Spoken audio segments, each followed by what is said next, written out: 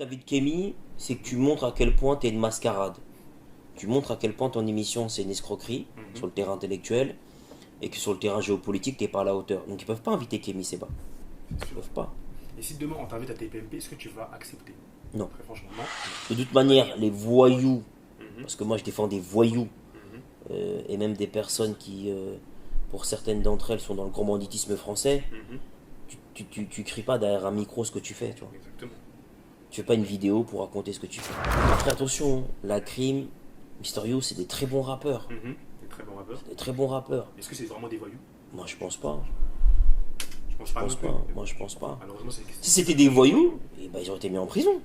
Bah, ils ont été mis en prison, ils sont Non mais sortis. ils auraient été mis en prison au moment où je te parle. Ouais. À un moment donné, qu'ils aient commis des infractions, c'est une chose. Mais que ce soit encore aujourd'hui des voyous, je pense pas. Je pense qu'aujourd'hui, c'est davantage des hommes d'affaires, des entrepreneurs.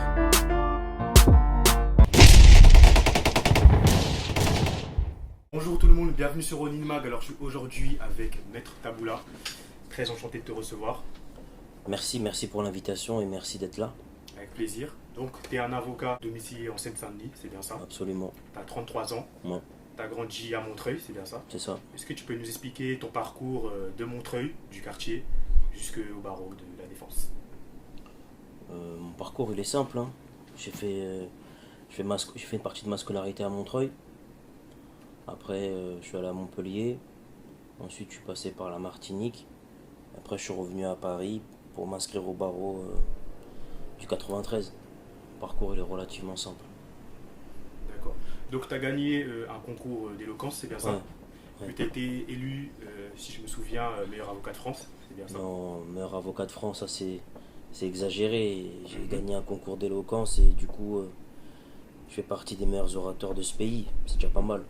C'est déjà pas mal, c'est sûr. Ouais. Parce que tu es dans la communauté noire, etc. Moi, j'ai l'impression que quand tu t'exprimes bien, j'ai l'impression que les gens ils commencent à te stigmatiser, te dire que tu es un bouti, tu n'es pas un vrai noir, etc. Qu'est-ce que tu penses de ça? Ça, c'est des personnes qui sont complexées. Moi, je j'accorde pas de crédit à ces personnes. Le fait de s'exprimer correctement, le fait de faire un effort lorsqu'on prend la parole, de ne pas être ridicule quand on ouvre la bouche, c'est pas réservé aux blancs, aux noirs ou aux arabes. C'est réservé aux personnes qui ont du goût. Et c'est une question de principe.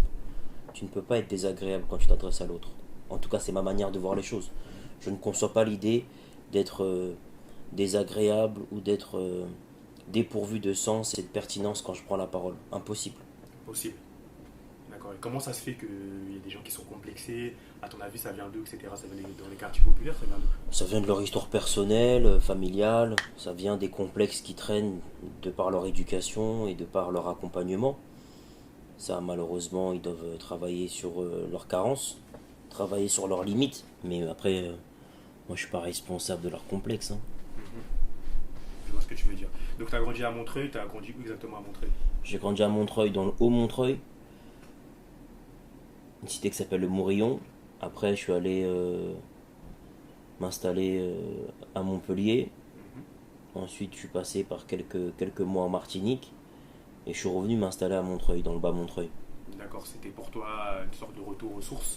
Retour aux sources, ouais. C'est Donc, important. c'est très important. Tu as grandi dans un quartier assez sensible, si j'ai bien compris. Ouais. Dans ces quartiers, il y en a qui finissent mal, la plupart, il y en a qui finissent en prison, etc. Il y en a même qui décèdent malheureusement Ouais. suite à des embrouilles.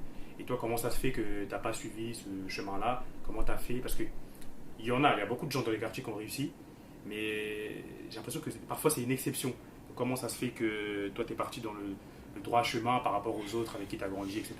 Et déjà, je pense que dans les quartiers, il y a plus de gens qui réussissent que de gens qui échouent. Mais après, l'esprit humain, il est ainsi fait qu'on a tendance à plus accorder de crédit à l'arbre qui tombe qu'à la forêt qui pousse, tu vois. Parce que l'arbre qui tombe fait plus de bruit.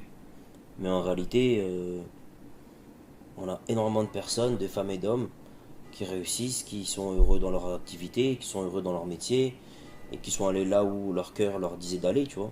Moi, je suis pas une exception, en fait. Je suis la norme. C'est la norme, Ouais. exactement. Parce qu'en fait, la plupart, il y en a qui réussissent, il y en a qui réussissent dans le silence, et je trouve que c'est dommage qu'ils ne sont pas mis en lumière. Après, la lumière, il faut l'attirer. Il faut l'attirer.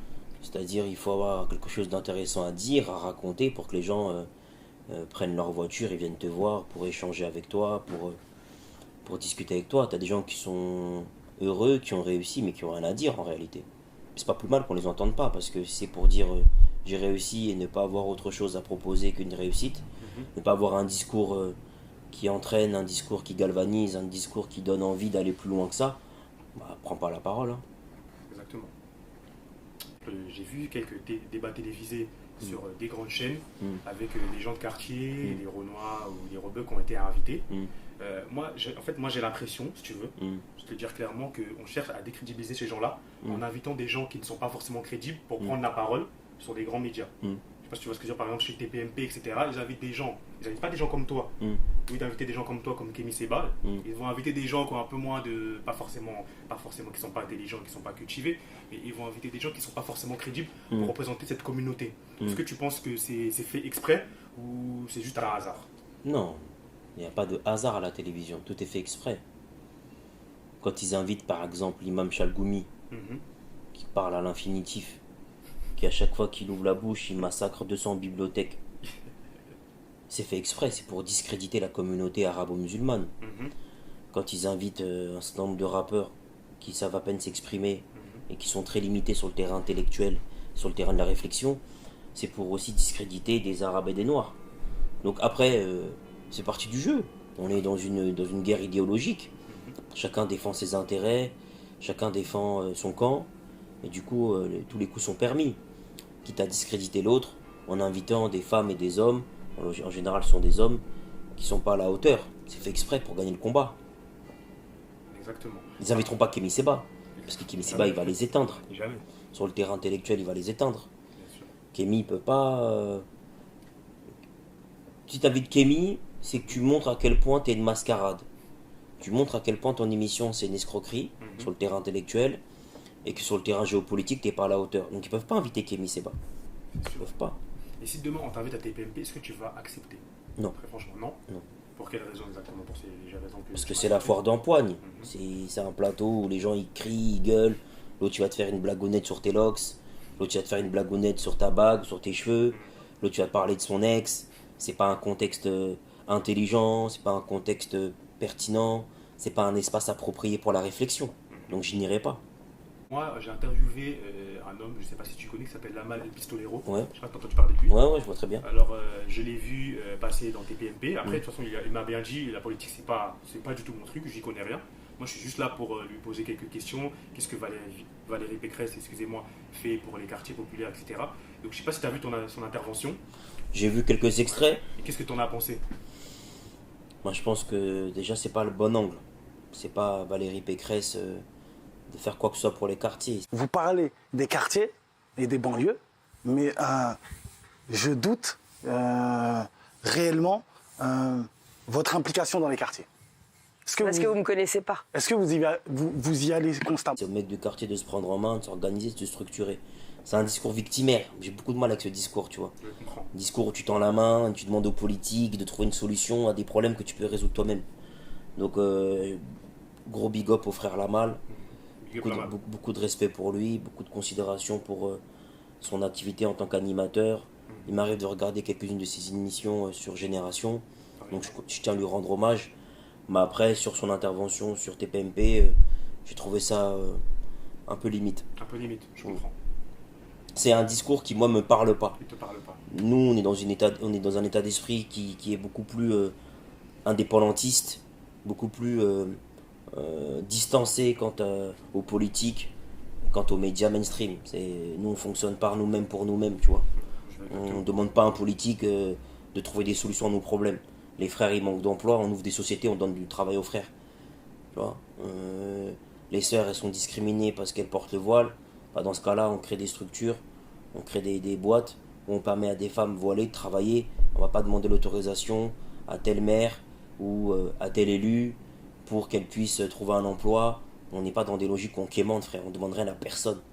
On se prend en main, on a notre argent, on a nos réseaux, on s'organise sans pleurer, sans quémander quoi que ce soit, qui que ce soit, tu vois. En fait, on n'est pas là pour mentir, t'es pas là pour Non, mentir. jamais. Je préfère m'ouvrir les veines ou me défenestrer du 18e étage, frère. Carrément. Ou du 30e étage. Je préfère me défenestrer du 30e étage, c'est impossible. Je te comprends. Exactement. Donc toi, tu es avocat. Ouais, Donc tu as fait des longues études. ouais.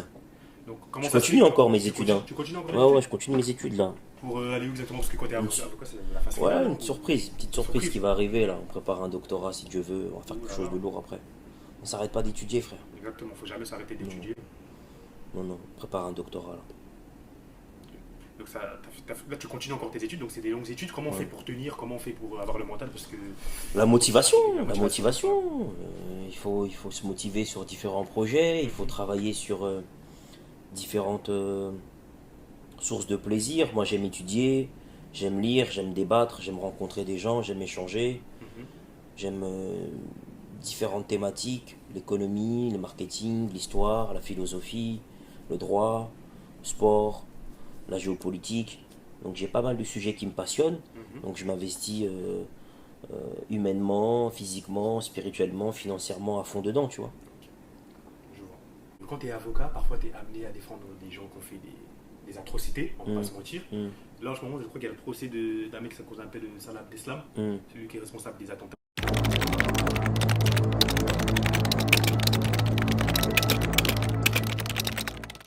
Moi j'ai vu son avocate, etc., qui a été très critiquée parce qu'elle dit oui, c'est pas un monstre. Est-ce que toi, tu pourrais défendre ce genre de personne? Moi je défends tout type d'individu, femme, homme, terroriste ou pas, toute personne qui a commis une infraction, je suis susceptible de la défendre. À condition qu'on arrive à travailler en bonne intelligence et qu'il est en mesure de comprendre la stratégie qui sera la mienne. Mais le crime commis ne me dérange absolument pas. Est-ce qu'il faut avoir un mental pour ça, d'être face à une personne qui a tué au moins 2 millions de personnes, et parler avec lui calmement? Ça paraît un peu... Je sais pas s'il faut avoir un mental, je dis juste que moi j'ai les épaules et j'ai la capacité à encaisser ce genre de situation et à travailler sur ce genre de profil. Après, il faudrait peut-être demander à des avocats qui sont beaucoup plus chevronnés que moi, s'ils ont le sentiment qu'ils ont dû avoir un mental pour traiter ce genre de cause. Pour ma part, je pense pas. Je pense qu'ils n'ont pas eu le mental. Non, je pense pas que un mental soit très très important, un mental soit nécessaire pour faire ce que je fais, tu vois. Moi, j'ai pas le sentiment que ça me demande beaucoup d'efforts. Exactement. Après, moi, je pense que je pourrais pas le faire. Chacun ses forces, chacun ses faiblesses. Hein. Exactement. Comme c'est des choses qui peuvent dégoûter. Après, je comprends, c'est un métier. C'est un très bon métier. Hein. Mais parfois, je sais pas si tu comprends, mais on l'a souvent dit, le regard extérieur, les gens ils disent mais comment il peut défendre lui? Comment il peut défendre lui? Frérot, c'est pas le regard extérieur qui paye tes factures, qui paye tes charges, qui paye tes impôts. Moi, ça fait longtemps que j'ai fait le deuil du regard des gens. Le regard des gens m'intéresse même pas. Je vais même te dire une chose. Ouais. Déplaire à ma mère ne me dérange pas. Tant que je sais ce que je fais est juste. Tu vois. Pendant des années, ma mère voulait pas que je porte des locks. Donc je lui déplaisais. Aujourd'hui, elle s'en fout un peu parce qu'elle s'est habituée. Mais c'est pas quelque chose qui m'a dérangé de lui déplaire. Parce que je sais que ce que je portais en termes de coiffure, en termes de puissance capillaire, n'était pas en soi une mauvaise chose. C'était pour ma mère et sa manière de me voir qui était problématique. Mais ma mère n'est pas non plus, tu vois, le baromètre de mon élégance et le baromètre de mon élégance capillaire, tu vois. Exactement, ouais. Donc tu t'en fous de ce que les gens pensent. Exactement. Tant que t'es droit dans tes bottes, t'aimes ce que tu fais, tu le fais. De vie, on en a qu'une. Hein. Exactement, c'est pas qu'une vie. Donc tu parlais de ta mère, tu as dit qu'elle n'aimait pas forcément tes locks. Ouais. C'est très souvent, il y a très souvent des choses comme ça, par exemple dans la communauté musulmane. Moi, je connais un ami par exemple qui est guinéen, il a dû couper ses locks parce que ses parents ils trouvaient que c'était pas vraiment. Ah, mais ça, c'est de la soumission, ça, frère. C'est de la soumission. Faut pas que les mecs ils soient soumis à leurs parents. Tu fais ce que tu veux de tes cheveux, tu vois. À un moment donné, c'est pas ta coupe de cheveux qui détermine si t'es un gars bien, si t'es un mec fiable, si t'es loyal, respectueux, humble. Tu vois, c'est pas tes cheveux. Donc, faut arrêter là. C'est complexe et c'est tergiversations capillaires qui n'ont pas lieu d'être. Après, c'était pour des raisons religieuses. Mais il n'y a aucun texte religieux qui interdit les cheveux longs. N'importe quoi. Ça, c'est des trucs de complexé, ça. Il n'y a aucun texte religieux qui dit qu'un homme avec des cheveux longs, c'est pas un homme fiable. En tout cas, qu'on me ramène le texte religieux et qu'on me ramène la partie, frère.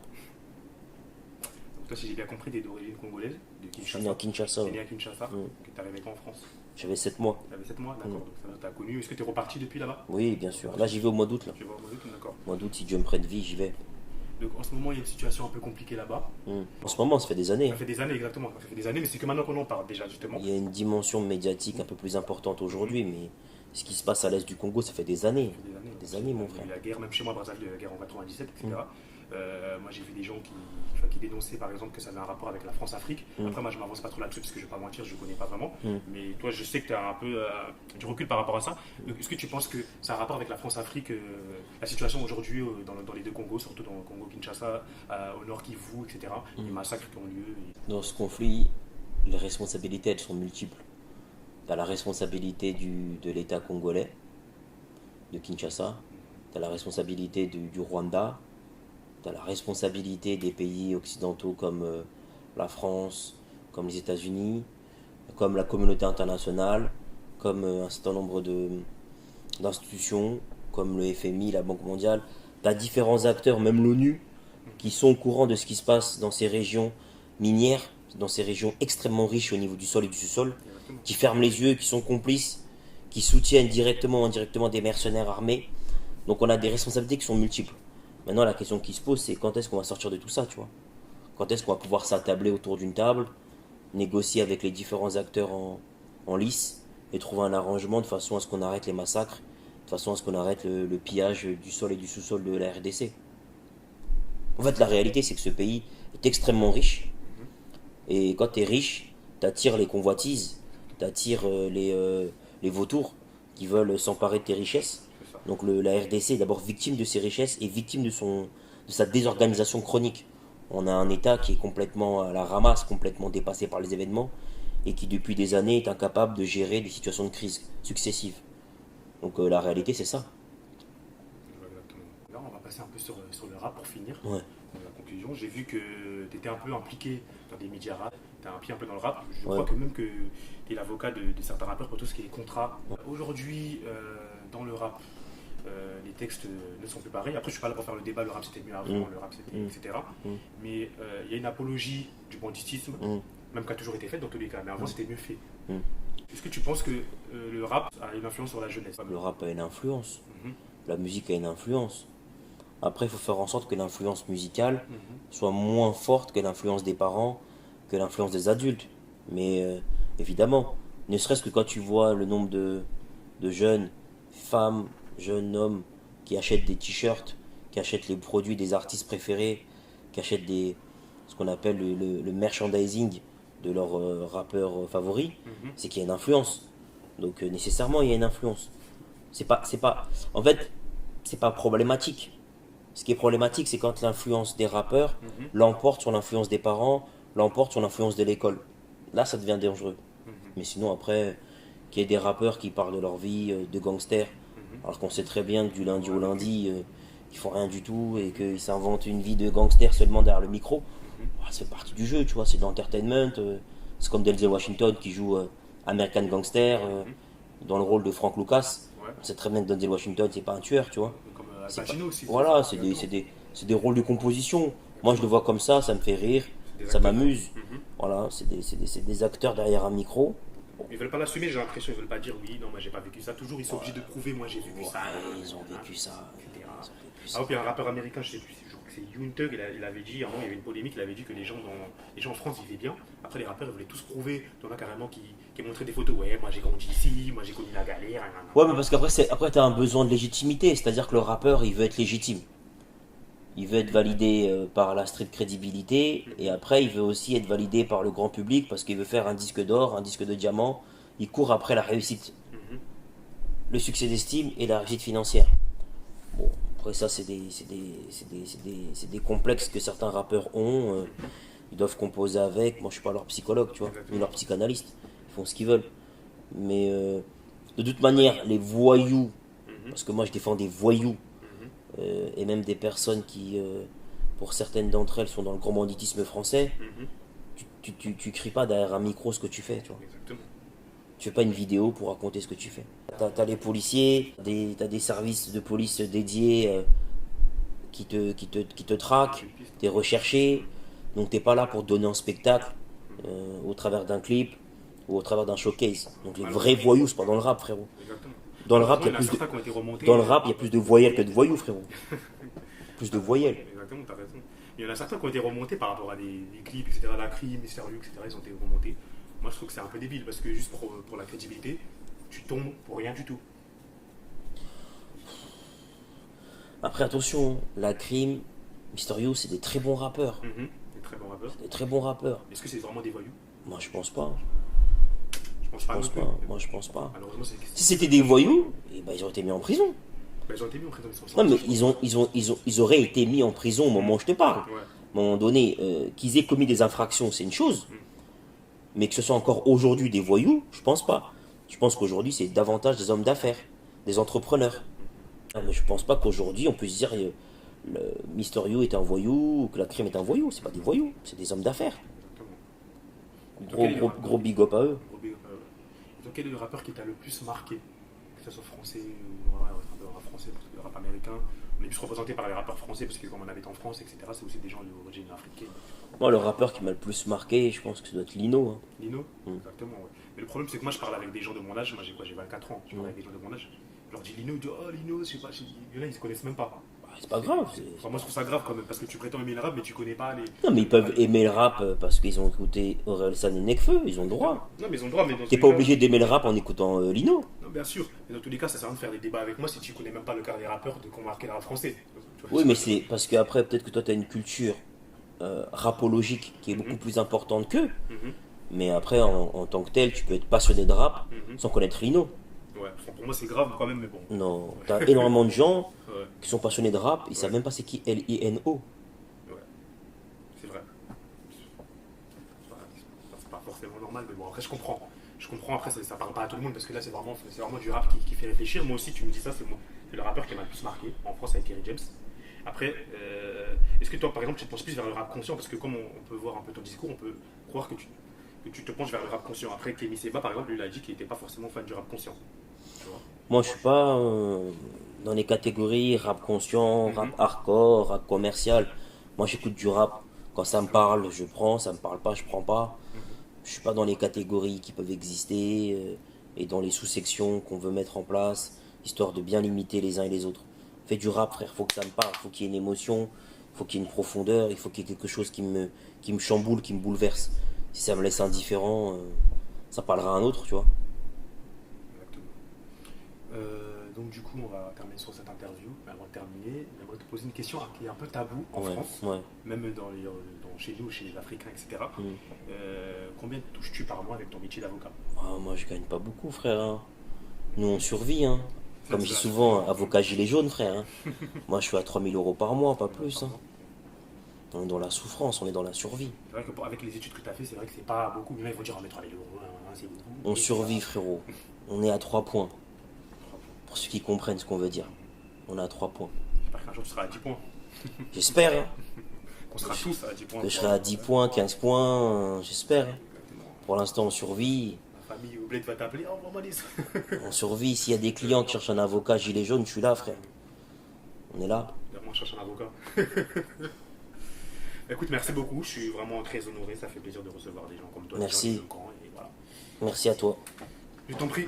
Merci. Bon, la famille, on se retrouve bientôt pour de nouvelles aventures. Vous pouvez vous suivre sur les réseaux Instagram, TikTok, Snap et YouTube. Voilà, on se retrouve bientôt pour de nouvelles aventures et ciao.